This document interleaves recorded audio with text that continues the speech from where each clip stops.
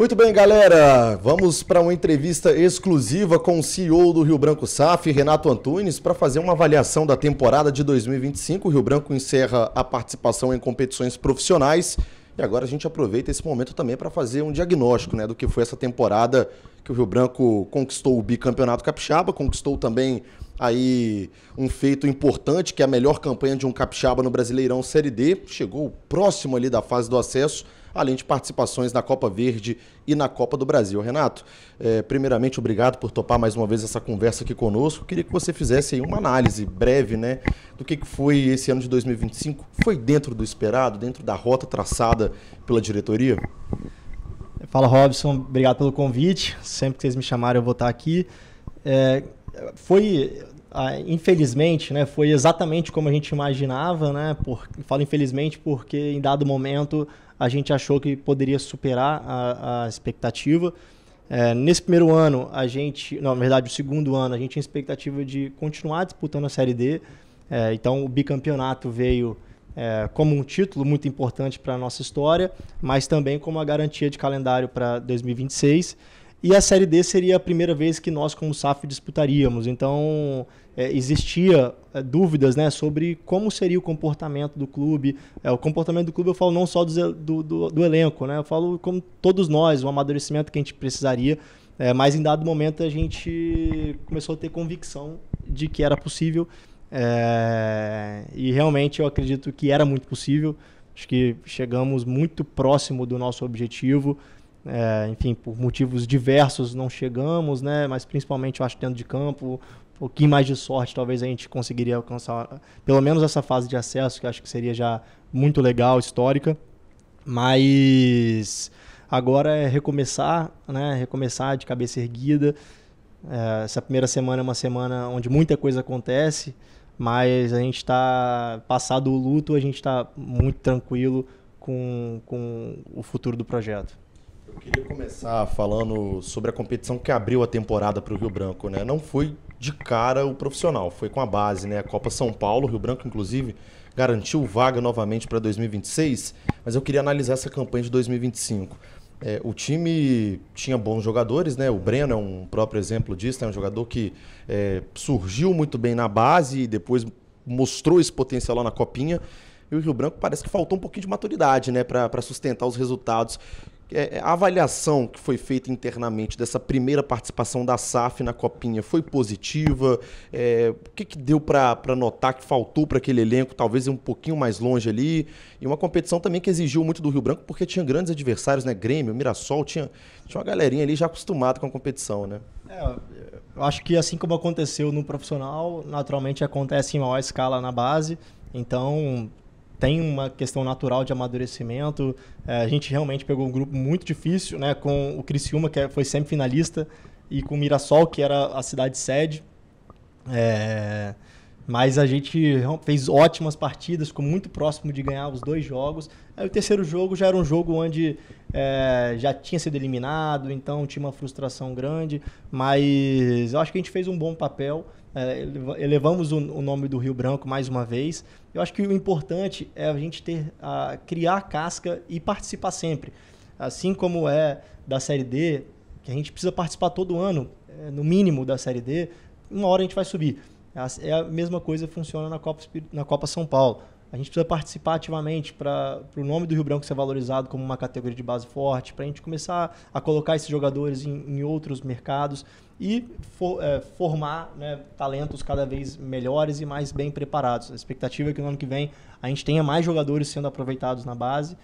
Acho que a gente vai ter uma oportunidade muito grande, tanto agora na Copa Atlântico quanto na Copa São Paulo, para a gente entender a maturidade desses atletas e subir com aqueles que a gente sentir que estão preparados.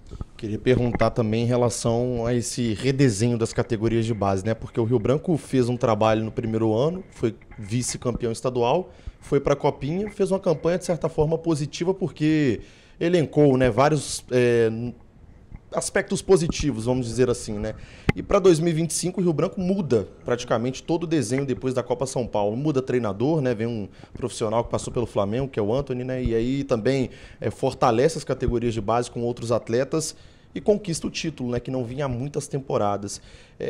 eu queria que você fizesse uma avaliação desse ano na base também, nas competições locais. Foi dentro também do esperado? Imagino que sim, né? Porque foi campeão de tudo, mas foi além do esperado em alguns pontos? O que amadureceu no trabalho do Rio Branco de um ano para o outro? Eu acho que na base, sim, a gente teve uma competição e ganhou com muita autoridade, né? Terminamos como líder e chegamos na final, ganhamos de 5-0. Ganhou 2 clássicos, né? Ganhou clássico, a gente conseguiu ganhar do Porto Vitória, que é a grande força da categoria de base no Espírito Santo, que não tinha acontecido ainda, né? No primeiro ano a gente não tinha ganhado do Porto Vitória. Então, acho que foi a consolidação, né? Porque quando você tem o primeiro ano de sucesso, né? Que é quando chega na final, existe uma grande chance da vitória mascarar muitas coisas. A gente não deixou a vitória mascarar aquelas coisas que a gente entendia que poderiam ser melhoradas, e a gente conseguiu dar um salto de qualidade. Eu acho que a nossa categoria de base hoje está muito mais madura, os processos estão mais maduros, a gente tem um elenco mais forte, que eu falo de quantidade de opções, jogadores que respeitam, né, o que estão fazendo, entendem o tamanho do Rio Branco. Então, acho que o caminho é muito legal. Uma pena que não vai ter a Copa Espírito Santo Sub-20 para a gente testar mais uma vez o nível do elenco, mas agora vamos ter a oportunidade lá na Copa Atlântica, é uma competição que a gente está valorizando demais. É uma oportunidade muito legal para o Rio Branco, principalmente para esses garotos. E eu tenho certeza que vai ser mais um salto de qualidade que a gente vai fazer muito bonito lá. A pergunta também assim que fica, né? O Rio Branco tem a ideia de ampliar esse trabalho da base, porque hoje é o Sub-20, né? Sim. Praticamente. Basicamente não, é só o Sub-20 hoje, né? A ideia é ampliar essas outras categorias? Sempre foi a ideia, continua sendo, mas a gente continua fazendo com muito cuidado por todas as dificuldades envolvidas, né? Existe uma dificuldade gigantesca de estrutura, né? De campos para a gente conseguir treinar, para a gente fazer isso bem feito, de profissionais. Então, a gente está dando os passos que a gente entende que são necessários, mas com muita calma. É uma vontade enorme que a gente consiga viabilizar para 2026 o Sub-17 e o Sub-15. É difícil cravar isso, porque são muitas etapas até a gente conseguir concluir essa nossa vontade, mas tenho certeza que na hora certa a gente vai conseguir fazer o mesmo trabalho que está sendo feito no profissional, no 20, também no 17 e no 15. Na hora que a gente tiver certeza que a gente consegue replicar esse trabalho nessas categorias, aí vai ser a hora de iniciar esse trabalho e descer essa escadinha, oportunizar os garotos mais jovens daqui da cidade. Bom, agora passada a borracha aí, né, nas categorias de base, acho que o torcedor também está ansioso para saber sobre o profissional, né? O Rio Branco começou o ano, Renato, arrebatado ali de expectativas, né? A expectativa era muito grande, porque no primeiro ano faturou o campeonato que não vinha há muito tempo, quase uma década. Rio Branco ainda mostrou que vinha com mais fome ainda, né? Com um elenco bem competitivo, e trouxe um treinador de fora, que foi o Ricardo. Acho que até em outros momentos, você já até falou que o trabalho não encaixou, né? Acabou não dando certo, e aí houve a opção pela interrupção. Mas eu queria saber, lá no início, Renato, foi projetado uma coisa e essas coisas não aconteceram. O Rio Branco chegou a flertar ali com o rebaixamento em determinado momento. Queria saber o que passou na cabeça ali da diretoria. Erramos no planejamento, erramos na forma de conduzir esse projeto para esse segundo ano. Talvez não entendemos o tamanho da expectativa que se criou. O que aconteceu ali? Cara, quando a gente, depois que passa a tempestade, a gente começa a olhar muita coisa, né? Mas naquele momento era realmente o questionamento de, perdemos a mão, né? Alguma coisa não foi tão bem construída, mas eu confesso que a gente foi totalmente pego de surpresa pela expectativa. Como os resultados mostraram ao longo do ano, eu tinha muita convicção no que a gente tinha feito, né? Eu tinha convicção na qualidade do elenco, eu tinha convicção da qualidade da comissão técnica, tanto é que a única peça que a gente troca foi o Ricardo, a comissão dele inteira ficou.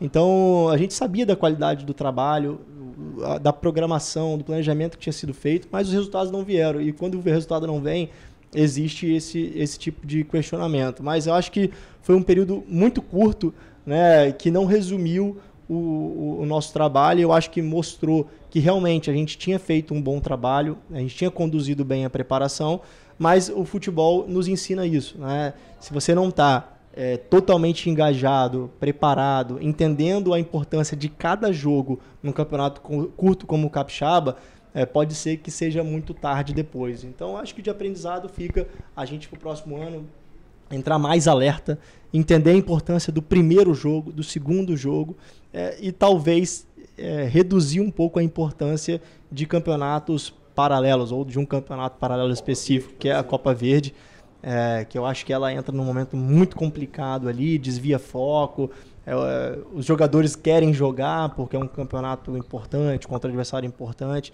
Então, como eu falei lá atrás, naquela entrevista, eu acho que se não mudar muito o formato da competição e ela se tornar muito interessante, a gente não tem pretensão de disputar a competição novamente, mas tem uma promessa de mudança, né? Inclusive, eu nem sei se o Espírito Santo vai ser convidado, né? Mas sendo convidado, a gente vai avaliar o formato, vai avaliar as condições para a gente realmente focar nesse estadual, Copa do Brasil, que é muito importante para a gente, e aí depois pensar na Série D.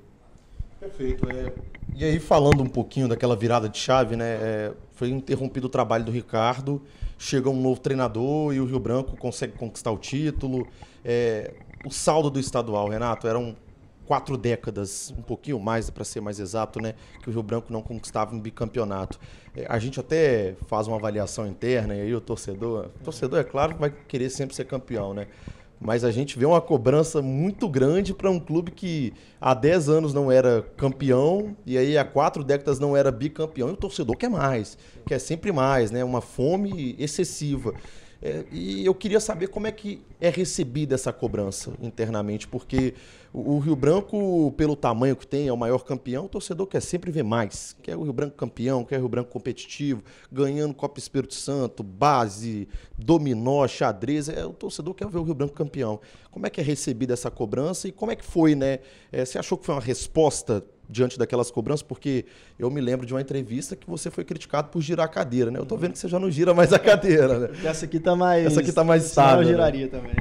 Pois é. Aquilo ali, como é que foi recebido? Passou aquele momento? O que foi entendido daquele episódio todo? Cara, acho que a zona de conforto é uma zona muito perigosa, né? E a torcida do Rio Branco não nos permite ficar na zona de conforto em nenhum momento. Eu acho isso ótimo. Não acho confortável. Eu acho ótimo para o nosso futuro, acho ótimo para o clube. Ela é extremamente desconfortável, a gente é muito cobrado e é muito bem recebido. Ao mesmo tempo que a gente é muito cobrado, a gente recebe muito, né? A gente recebe muito carinho, recebe muito apoio, recebe o quarta maior média de público da Série D, né? Então, eu acho que na mesma medida onde tem a cobrança, tem a contrapartida da torcida, eles têm o total direito, eu recebo isso com muita alegria, porque a gente fez a escolha correta de estar no clube do tamanho que a gente está, que é o Rio Branco, e todo mundo que está aqui entende isso desde o início, né? Muitos jogadores vêm por conta disso, eles vêm porque eles querem participar desse movimento, eles querem ter um estádio lotado, e o Rio Branco hoje no Espírito Santo é o único que comporta ou que tem esse tamanho de torcida, de pressão, de cobrança. Então, não tem como vir para cá sem saber, sem estar pronto para isso. Então, você fala, foi legal naquela época? Não, foi extremamente desconfortável. Eu não estou muito acostumado ao tamanho de cobrança na pessoa física, né, igual eu tive, mas foi uma casca importante, foi um aprendizado importante. E isso nos moveu a dar uma volta por cima tão avassaladora ao ponto de sair de um time que quase brigou para não cair, ou brigou para não cair, né, efetivamente, time que foi campeão. Acho que... Você esperava, Renato, antes daquele jogo contra o Vila Velhense, depois daquela coletiva, você achou que aquele time ia terminar campeão ainda? Cara, ali eu queria não rebaixar. Era naquele o principal momento. objetivo, né? Mas como eu falei, não era da boca para fora. Eu sabia que na hora que a gente conseguisse não rebaixar, nós tínhamos time para ser campeão. Nós tínhamos camisa, torcida para ser campeão. Então eu realmente acredito, do fundo do meu coração, que é muito difícil bater o Rio Branco quando ele começa a acreditar. Por isso aquela frase, né? Porque realmente, eu sei que quando a torcida compra a briga, é difícil ganhar. E todo mundo sabe. A torcida, os times da Série D fugiram do Rio Branco. A gente sabia disso, eles falavam isso. Então você vê a postura até do time que nos eliminou na partida aqui com 1 a mais o jogo inteiro. Foi uma postura de um time que respeitou demais o Rio Branco. respeitou demais o Rio Branco no jogo da ida e da volta. Então o Rio Branco, em muito pouco tempo, conquistou o respeito. Eu falo, o Rio Branco não sou eu, é a instituição, os jogadores, a comissão técnica, a torcida, o ambiente do Kleber Andrade. Então eu sei e eu continuo acreditando que, independente do que acontecer no ano que vem, se o Rio Branco estiver nesse ambiente novamente, pode acontecer o que for, que nós vamos entrar como uma força importante para brigar pelo tricampeonato e pelo 40º, que já virou uma obsessão nossa, o 40º título. Agora eu queria falar um pouquinho da Série D, né? Porque foi o primeiro campeonato mais extenso, né, da SAF a nível nacional, porque até teve participação em Copa Verde, né, mas é jogo ali eliminatório, o mesmo vale para a Copa do Brasil, né, é um jogo único, às vezes é eliminado logo de cara, enfim, a gente sabe como é difícil a competição, mas a Série D foi o primeiro campeonato que permitiu também que vocês, né, da SAF, que chegaram há pouco tempo, né, quase 3 anos completos, vivenciasse essa experiência, né, de contatos com outros estados, outras equipes, outros tipos de gestão. Renato, foi mais difícil do que esperado, porque era um grupo muito forte que a gente desenhava, mas todo mundo desse grupo já saiu. O outro detalhe é que a gente tinha alguns desafios logísticos também, né? Porque algumas viagens, por mais curtas que fossem, tinham que ser de ônibus, porque a CBF assim determinava pelo regulamento. Queria saber qual que é a lição que a SAF tira dessa primeira Série D? Foi dentro do esperado também a participação do Rio Branco? Hoje, passado ali, viu que foi um jogo no detalhe, perdeu por 1-0, percebeu que talvez faltou aquela contrataçãozinha a mais ali, ter mais um ponta no banco talvez, ou talvez faltou ter mais força política nos bastidores, porque a arbitragem foi um ponto de polêmica. Queria saber como é que ficou esse saldo da Série D?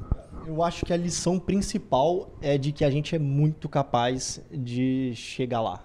Eu acho que essa é a principal lição, de muita confiança de que nós estamos prontos e que a gente não deve nada a nenhum clube do Brasil do nosso patamar. Nosso patamar, eu falo que disputa a Série D hoje. Eu acho que o Rio Branco sai muito fortalecido para todo mundo. Tenho certeza que nós vamos ser muito mais respeitados no ano que vem do que nós fomos, né? Então acho que essa é a principal lição, de que a gente não deve nada em estrutura, em capacidade de formação de elenco, em organização. Então eu ouvi isso da boca de quase todo mundo que trabalhou, que viu o nosso trabalho. Nós, como falamos aqui no início, a gente não tinha nem uma das 15 maiores folhas da Série D, e o que eu posso falar aqui, né, talvez seja questionado porque nós não chegamos lá, mas eu não tenho muita dúvida de que a gente estava entre pelo menos as 4 maiores forças da Série D. Eu falo de qualidade de jogo, qualidade de elenco. Então, por isso que é tão frustrante, assim, de ter a certeza de que, depois de ver, nós vimos jogos de todos os clubes, né? E eu ouvi isso de todos os clubes eu recebi ligação de presidentes do Brasil afora, falando, pô, que pena, eu vi seu trabalho e nem te conheço, mas respeito muito tudo que você fez. Então, eu saio muito fortalecido, o Rio Branco sai muito fortalecido, porque eu acho que nós somos muito capazes. Agora, não tenho nada pontual de faltou peça. Eu acho que nós tínhamos qualidade o suficiente. Nosso time Você acha que esse elenco estava 100% pronto? Acho que estava 100% pronto para subir. Eu acho que a nossa não classificação ela não se deve a uma qualidade menor. Eu não sinto que nosso time era menos capaz do que o time da Inter de Limeira de passar desse jogo. E não sinto que era inferior ao Santa Cruz, que seria o próximo adversário. Sinto que nós temos deficiências, como todos têm. A Inter tem a sua deficiência, o Santa Cruz tem, a Portuguesa tinha. É impossível que você tenha... Se você analisar os clubes da Série A, eles têm lacunas no seu elenco, mas eu sinto que nós tínhamos muita qualidade. Acho que a gente não fica devendo a ninguém. Você pode questionar a montagem de elenco. Tinha um ou outro jogador que tal... É natural, é impossível que no elenco de 30 jogadores você não tenha questionamentos. Mas eu sinto que nós tínhamos um grupo extremamente comprometido. Os jogadores acreditavam demais, até me assustava o tanto que eles acreditavam. A torcida acreditava, então eu sinto que tinha um ambiente perfeito para subir. Mas o futebol ele é ingrato e maravilhoso por conta disso. A gente tem uma expulsão com 10, 12 minutos do primeiro tempo, de um jogo que a gente controlava, como a gente controlou quase todos os jogos no Kleber Andrade. É difícil falar o se, mas assim, a gente tinha convicção de que estava sendo bem feito até ali. Você vê que o lance, ele surge de um chute errado do zagueiro, né? Um tiro de meta, né? Tiro de meta errado. E o Guerra tomou a decisão natural ali. Eu acho que 99% dos jogadores tomariam aquela mesma atitude porque é intuitiva. E aí a gente sai com a menos e mesmo assim continua em cima. Tem um pênalti que eu discordo de você que ele foi bem marcado. Eu acho que ele é, no mínimo, muito questionável, porque no outro dia teve um lance Botafogo e Palmeiras marcado por Davi Lacerda, árbitro capixaba, onde o VAR nem é chamado. Um lance muito parecido, que o jogador ele é atingido por trás, não atinge a bola, o jogador tem o mesmo drama, o mesmo teatro que o jogador da Inter de Limeira faz, e o VAR não é nem chamado. Então, no mínimo, é um pênalti questionável, né? A CBF, com o seu critério, no outro dia mostrou pra gente, ó, não é um lance óbvio, é um lance que existe questionamento se aquilo é pênalti ou não. Mas, enfim, não acho que a gente foi eliminado por conta disso. Acho que a gente foi eliminado por um conjunto de fatores, e um deles, sim, foi a arbitragem, principalmente pelo pênalti não marcado no segundo jogo, que aí eu acho que é um pênalti escandaloso, em cima, embaixo, do lado, do meio, e o VAR não é nem chamado, né? Então, acho que foi um dos fatores, não foi o único. Acho que a gente poderia ter jogado mais, principalmente lá. Acho que a gente poderia ter uma postura mais agressiva, e postura agressiva somos todos nós, tá? O elenco, comissão, diretoria, enfim... federação, todos nós poderíamos ter sido mais agressivos. Você acha que falta essa força nos bastidores, Renato? Eu não estou nem falando de influenciar resultado, porque o que a gente sempre falou aqui é que a gente não quer que o Espírito Santo seja favorecido. A gente não quer isso. Ninguém está pedindo para, pede um árbitro para entrar tendendo para o lado do Rio Branco, para tender para o lado do Capixaba que está em campo. O que a gente bate na tecla é garantir a isonomia. E aí, por exemplo, você citou muito bem do primeiro jogo, eu até acho, tá? Eu discordei aqui, falei na mesa que eu acho que existiam elementos para marcar o pênalti, mas eu discordo da forma como o VAR foi utilizado. E foi um pênalti de VAR. Aí nisso a gente acha que já concorda, né? Total. Porque o árbitro viu... Exato, ele teve interpretação. Ele viu a intensidade, ele teve interpretação. E não achou nada. De como o jogador se jogou. Então, assim, por que o VAR... Tem que marcar, né? Como que o VAR vai medir intensidade, né? Essa que é a minha crítica, e eu acho que não é o papel do árbitro de vídeo. Eu acho que você tem razão. Acho que tem elementos para marcar. O que eu falo é que é questionável. Ele poderia não ter sido marcado e ainda assim ter sido uma decisão totalmente aceitável, né? Exatamente, mas é esse o ponto que a gente frisa. Por quê? Porque, na dúvida, quando tem um estado com maior peso, e eu sei que para dirigente é difícil adotar esse discurso, mas eu já estou aqui, já tem um tempo, eu já aprendi. É que, na dúvida, vamos revisar quando é um estado maior.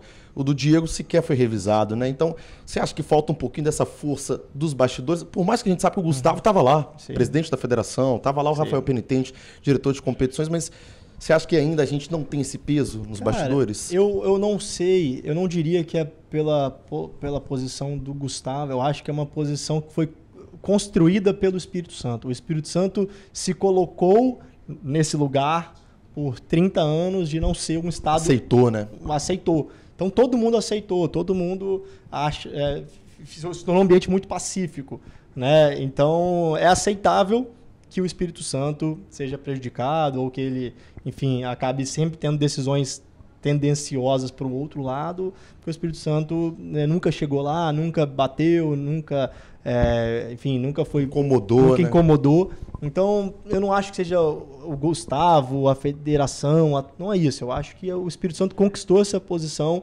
de não se posicionar, de não ser uma federação que tem tanto peso como... Se você for pegar a nossa campanha inteira da Série D, que a gente disputou contra Rio, São Paulo e Minas, majoritariamente, nós somos prejudicados em 30% dos jogos. Eu diria até mais um pouquinho, tá? Minha conta tá mais alta aqui. Mas, 40% dos jogos somos prejudicados. Não foi só nesse jogo. Então, assim... Não foi isolado, né? Não foi um caso isolado. Isso que me preocupa demais.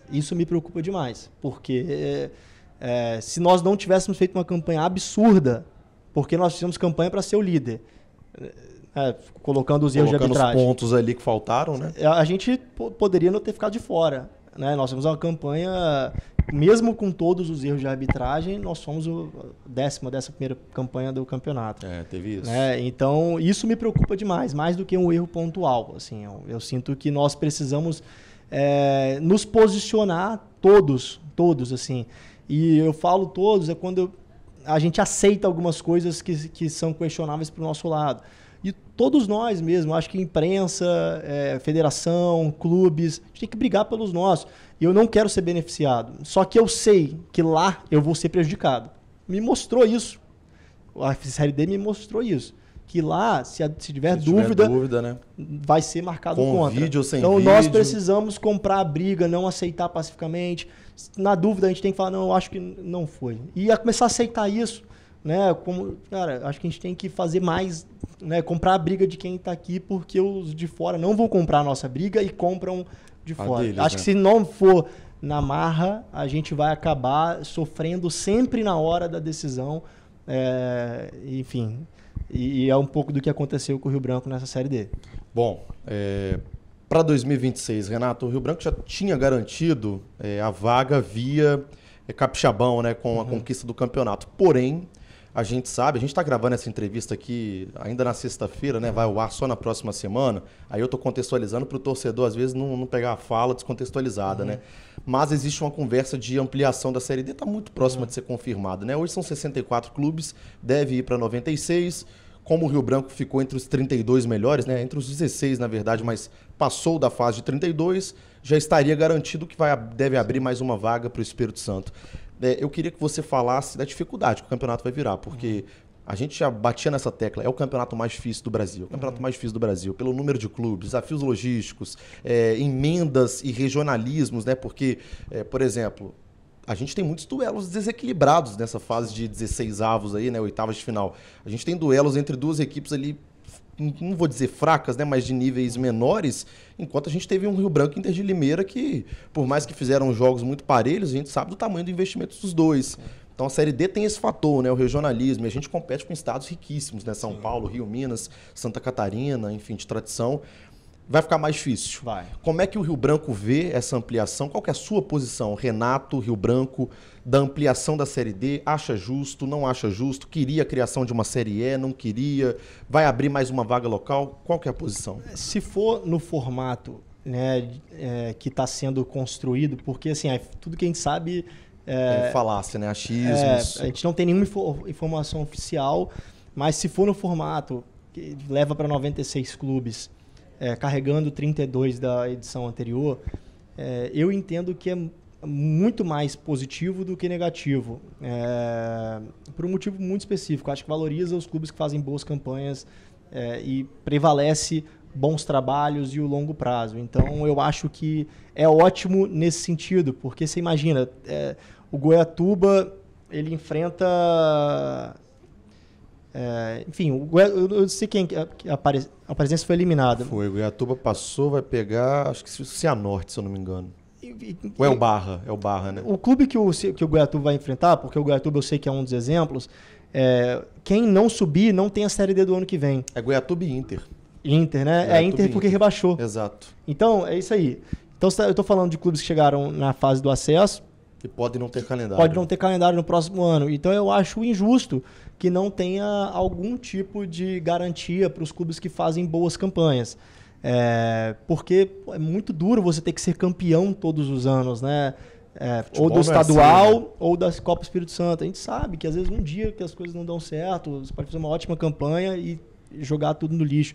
Mas então acho que cria uma oportunidade de valorizar trabalhos de longo prazo, garantir que você jogue 3, 4, 5 anos pelo menos a Série D, desde que você faça boas campanhas. Então, no meu ponto de vista, eu acho que tem um ponto muito mais positivo do que negativo. Qual é o negativo? Fica muito mais difícil o acesso, né? Porque você vai ter uma mesma prateleira, né, de jogadores sendo disputados por mais times, uma fase a mais, enfim, fica mais caro, mais difícil, isso é natural. Só que eu acredito muito na meritocracia, acredito muito que clubes que fazem bons trabalhos, que fazem boas campanhas, eles precisam serem valorizados. Eu acho que esse formato de levar 32 da última campanha, que sejam menos, que sejam 16, eu não sei o que vai acontecer, mas eu acho ótimo pro futebol brasileiro. Renato, para a gente fechar o assunto Série D, se o Renato pudesse voltar no tempo, antes da Série D começar ou até mesmo no início da temporada, teria mudado alguma coisa esse ano? Teria feito alguma coisa diferente? Pontualmente ali talvez uma contratação a mais, uma contratação a menos, brigado de uma forma diferente ali em relação ao que a gente citou aqui, né, de questão extracampo, que extrapola muito, não sei, talvez ter brigado mais com a questão do Kleber Andrade, para o Rio Branco ter jogado aqui desde o início. O que você teria feito diferente, Renato? Se teria feito, né? Eu, de verdade, talvez em algum momento eu enxergue algo, e eu não estou querendo dizer que foi perfeito, só que são as imperfeições que nos levaram até onde a gente chegou. Não existe trabalho perfeito, e é injusto que eu avalie qualquer coisa que já tenha ficado para trás, porque eu posso estar sendo injusto com alguém, posso estar sendo injusto com todo um trabalho que foi feito de um ano por conta de um dia específico, por conta de um resultado específico, que hoje a gente poderia facilmente estar falando do que foi bem feito para ter nos levado a jogar amanhã contra o Santa Cruz, o jogo do acesso.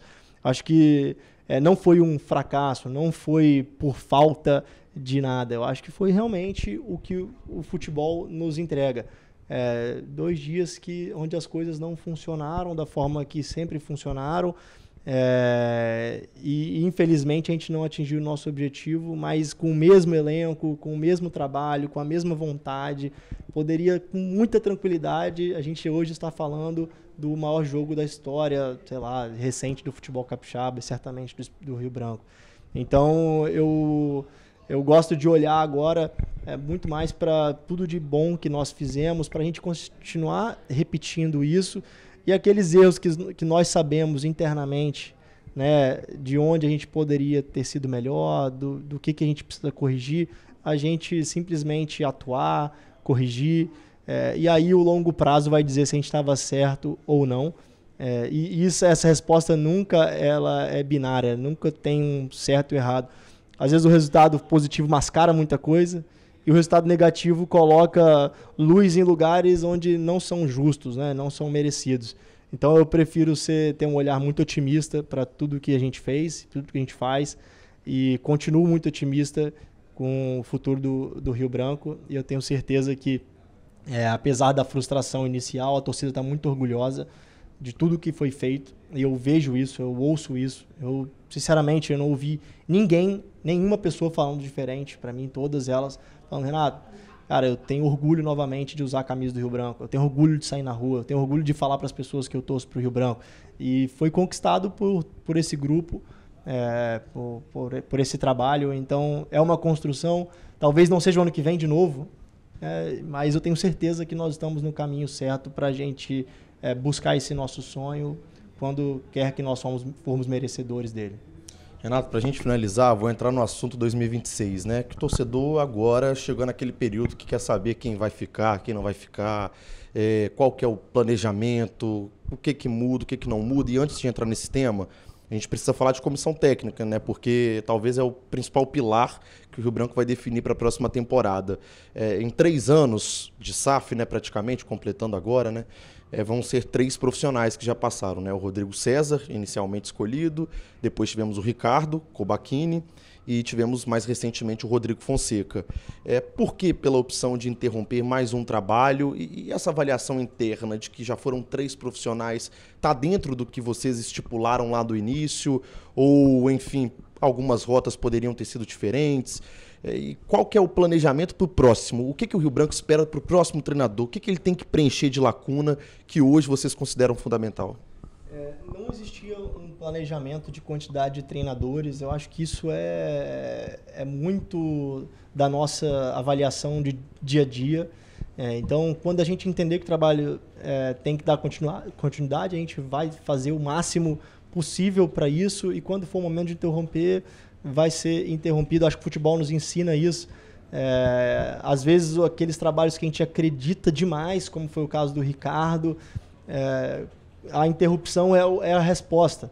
E assim, a gente mais uma vez vai avaliar passado, porque quem garante que se o Ricardo não tivesse ficado, ele não teria ganhado o jogo contra o Vila Velhense, a gente teria sido campeão, e é muito difícil a gente avaliar isso, mas a gente tem que estar no dia a dia, ter os nossos processos, ter realmente os valores que nos guiam para a gente tomar essa decisão. E eu não acho que foi muito ou pouco, acho que foi exatamente o número que era necessário. O nosso planejamento sempre é de continuidade, mas quando for o caso e tiver que fazer correção de rota, a gente vai estar sempre atento, porque nós estamos no dia a dia, eu estou lá todos os dias, o Guilherme está todos os dias, a gente avalia não só o resultado, a gente avalia condução, a gente avalia muitas outras coisas.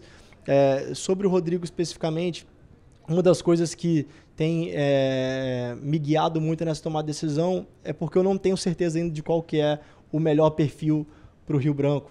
Né? São só 3 treinadores.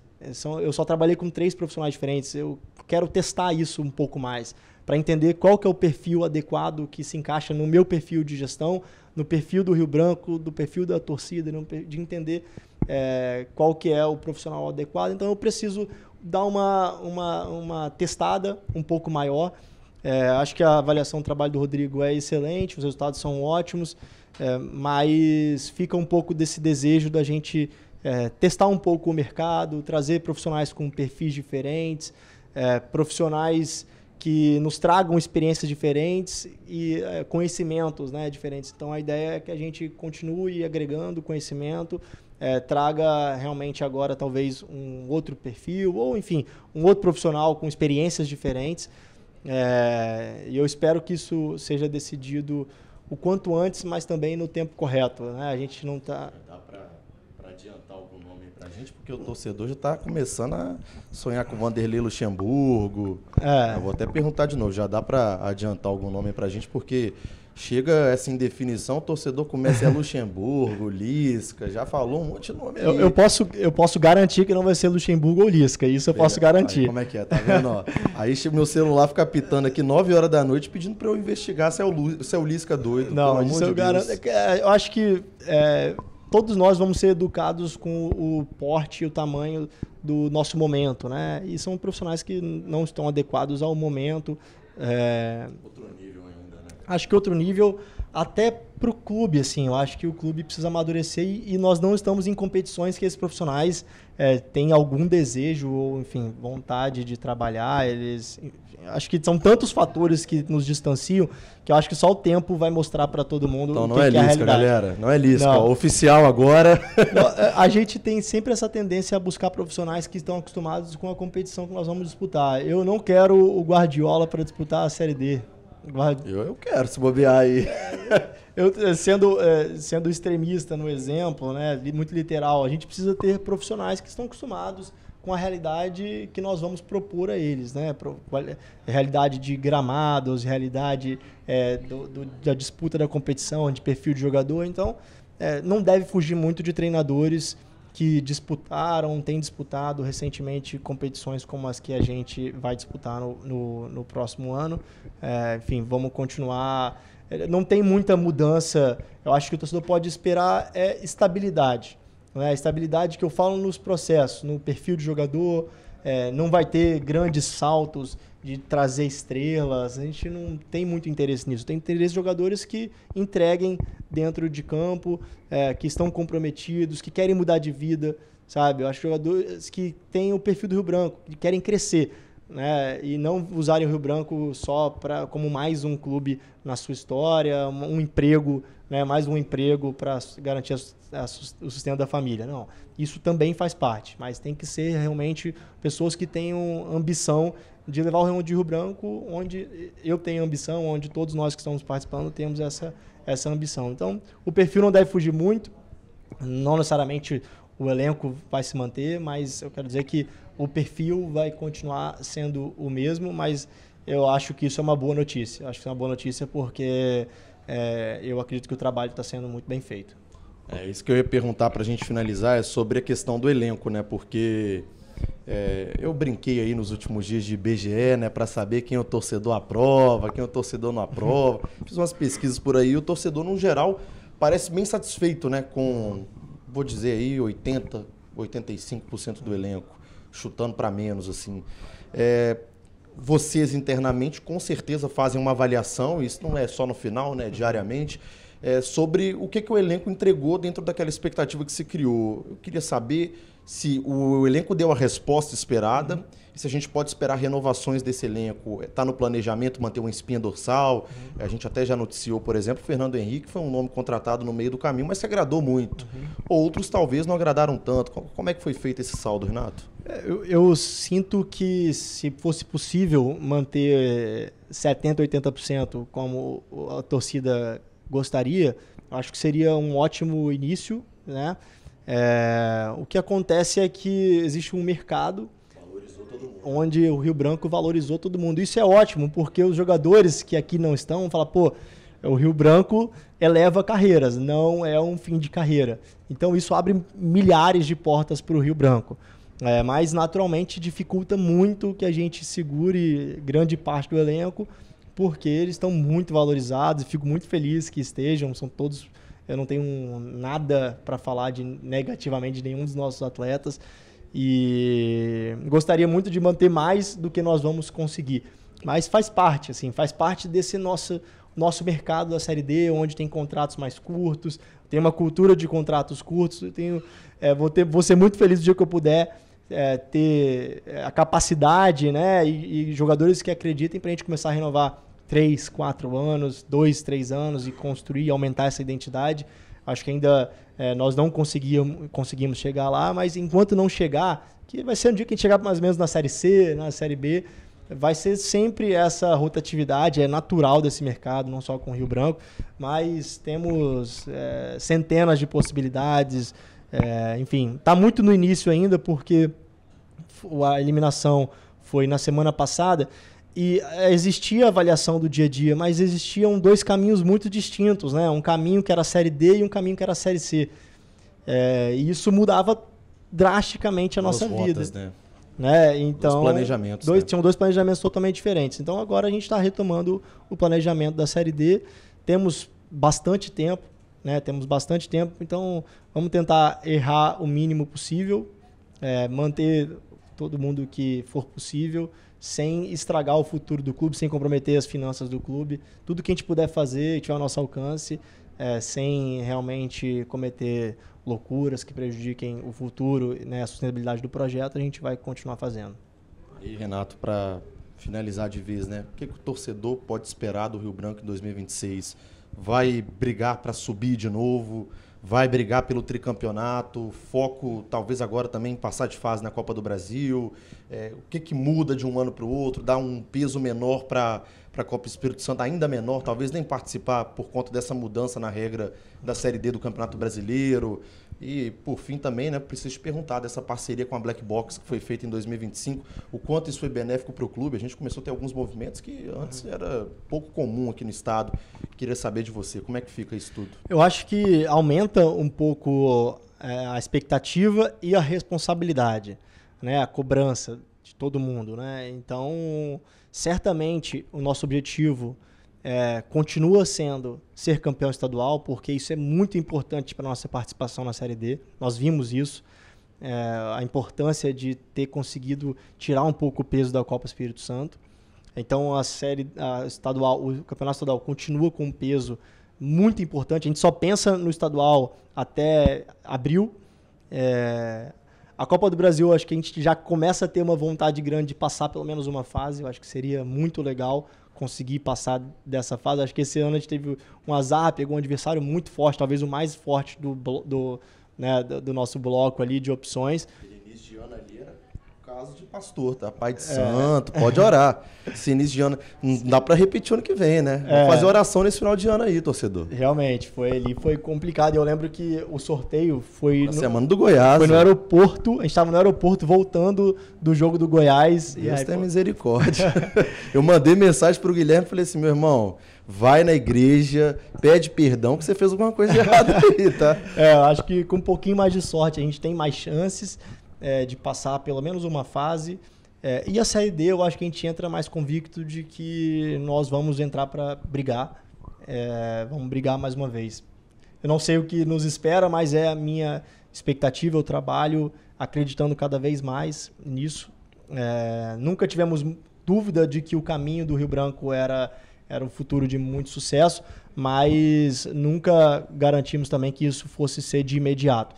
Mas eu acho que se perguntar para o torcedor, se perguntar para mim, perguntar para os investidores, acho que a gente esportivamente entregou, né, bastante coisa em pouquíssimo tempo. Acho que principalmente nós conseguimos recuperar o orgulho da torcida, e isso me deixa muito feliz. Falando sobre Black Box, acho que foi um parceiro assim, que foi muito repentino, né? A gente construiu, acho que Rio Branco e Black Box que iniciaram esse movimento e depois foi carregado para os outros clubes, o que eu acho ótimo. E a Black Box entrega não só um patrocínio, ela entrega possibilidades, entrega arrojo, ousadia, que é um pouco do que nós fazemos, né, no dia a dia. Então, praticamente todas as ideias que vieram de lá para cá, né, da Black Box para o Rio Branco, ou do Rio Branco para a Black Box, nós conseguimos realizar da forma que foi possível. Acho que eu tenho certeza que a torcida do Rio Branco tem muito a agradecer pela parceria. Eu tenho demais. Estou muito feliz porque nós temos mais um ano de contrato, mais um ano de parceria. E eu tenho certeza que nós vamos conseguir fazer muito mais do que foi feito nesse primeiro ano. Renato, vou te agradecer demais aqui pela exclusiva com a gente. É claro, deixar as portas abertas, né? A gente sabe essa parceria que caminha junto. A Arquibancada Digital seguiu o Rio Branco durante toda a temporada. Foi um desafio daqueles. Se você sofrer, nós sofremos juntos também. E agradecer mais uma vez, né, e parabenizar pelo trabalho que tem sido feito e desejar boa sorte para 2026. Obrigado, Robson. Como eu sempre falo, aqui eu me sinto em casa. Eu já chego, já sei onde está o café. Então, sempre que vocês me chamarem, pode ter certeza que a gente vai encontrar um espaço na agenda para estar aqui com vocês. É um prazer ajudar. Eu acho que vocês têm contribuído demais com o futebol capixaba e tudo que eu puder fazer para ajudar, vocês sabem, não preciso nem falar o quanto que eu estou disponível. É isso aí, gente. Vou agradecer ao Renato mais uma vez e a você que nos acompanhou até aqui. Fique por dentro de outras informações de segunda a sexta-feira no Papo de Arquibancada, sempre ao vivo, ao meio-dia. Valeu, galera!